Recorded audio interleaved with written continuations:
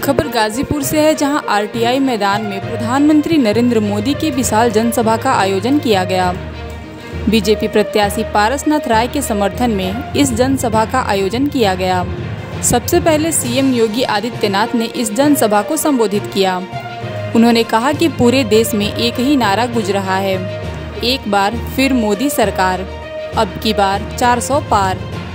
उन्होंने कहा कि पिछले 10 सालों में प्रधानमंत्री मोदी जी के नेतृत्व में देश में अभूतपूर्व कार्य हुआ है। विश्व में भारत की एक नई पहचान बनी है। हर क्षेत्र में देश ने अभूतपूर्व उल्लेखनीय प्रगति की है।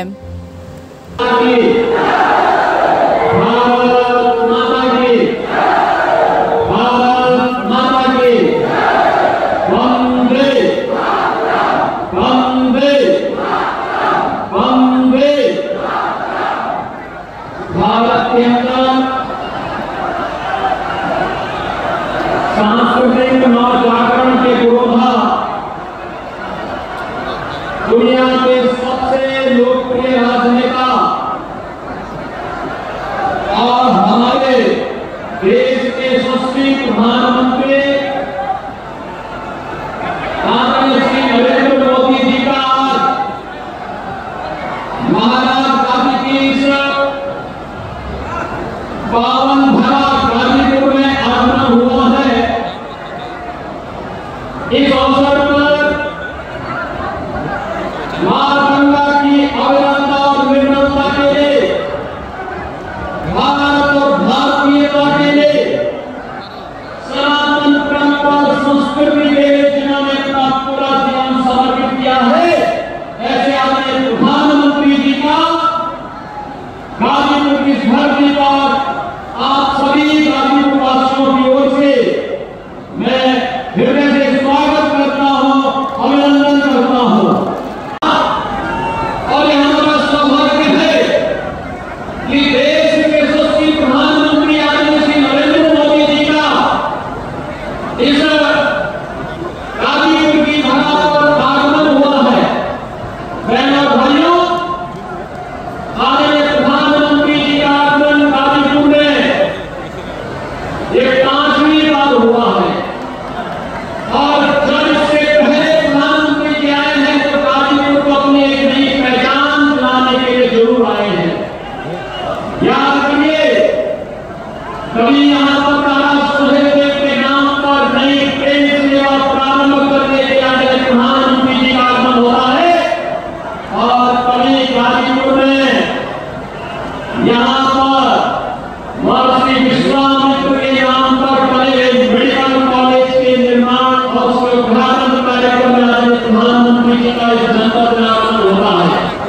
और आज एक बार फिर से देश के अंदर जो पूरे देश के अंदर आवाज है, देश के अंदर आम जन की जो भाव और भावनाएं हैं, इन सबको ध्यान में रख करके जब प्रधानमंत्री जी हमारे बीच में यहाँ आए हैं, इस अवसर पर जो देश की भावनाएं हैं, देश के अंदर 5 चरणों के चुनाव संपन्न हो चुके हैं। बहनों भाइयों, आज 6वें चरण का चुनाव चल रहा है। और मैं आपको इस बात के लिए कह सकता हूं, पूरे देश के अंदर उत्तर, दक्षिण, पूर्व, पश्चिम, जहां कहीं भी हम बात करते हैं, चाहते हैं, चारों ओर एक ही आवाज है, एक ही नारा गूंज रहा है।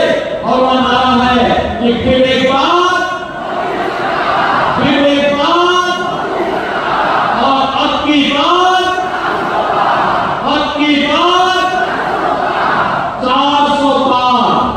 तो बहनों और भाइयों, 400 पार की बात जब आती है तो कांग्रेस और इंडी गठबंधन से जुड़े हुए सहयोगी दल, समाजवादी पार्टी हो या आरजेडी हो या फिर अन्य दल है, ये चारों खाने चित होते हुए दिखाई देते हैं। क्योंकि इन्हें तो 400 सीटों पर लड़ने का कभी सपना भी उन्होंने नहीं देखा।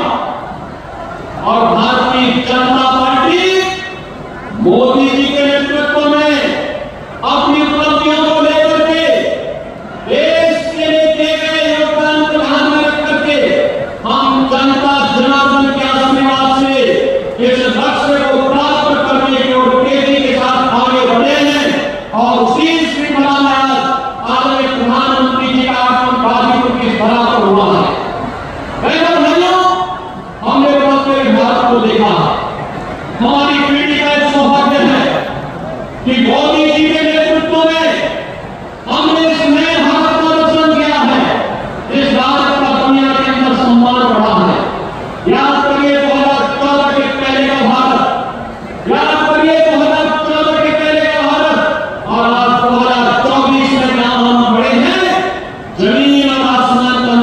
नजर आएगा।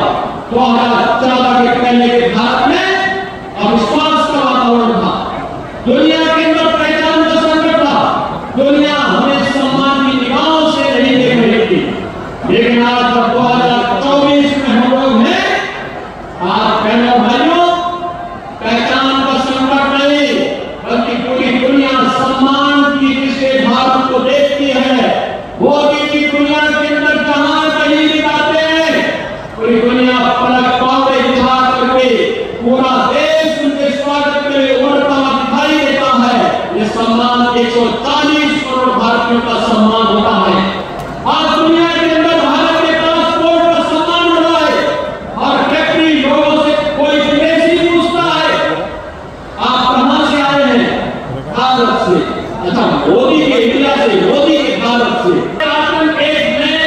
घोटाले से, भ्रष्टाचार से और साइकाल होते होते एक नया धमाका आतंकी घटनाएं घटित होती थी। लेकिन आज आतंकी वारदात नहीं होती है। आज तो बहनों भाइयों कहीं जोर से पटाखा फट जाए तो पाकिस्तान पहले सफाई देते हुए बोलता है, कहता साहब मेरा हाथ नहीं है, क्योंकि इसे मालूम है ये नया भारत है, छेड़ना नहीं है। लेकिन अगर कोई छेड़ता है तो फिर उसको छोड़ना भी नहीं है।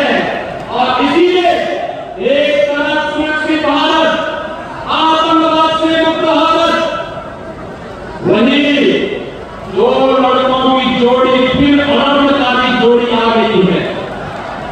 बहनों भाइयों, ये समाजवादी पार्टी और कांग्रेस ने जब भी गठबंधन किया है, अनर्थ हुआ है।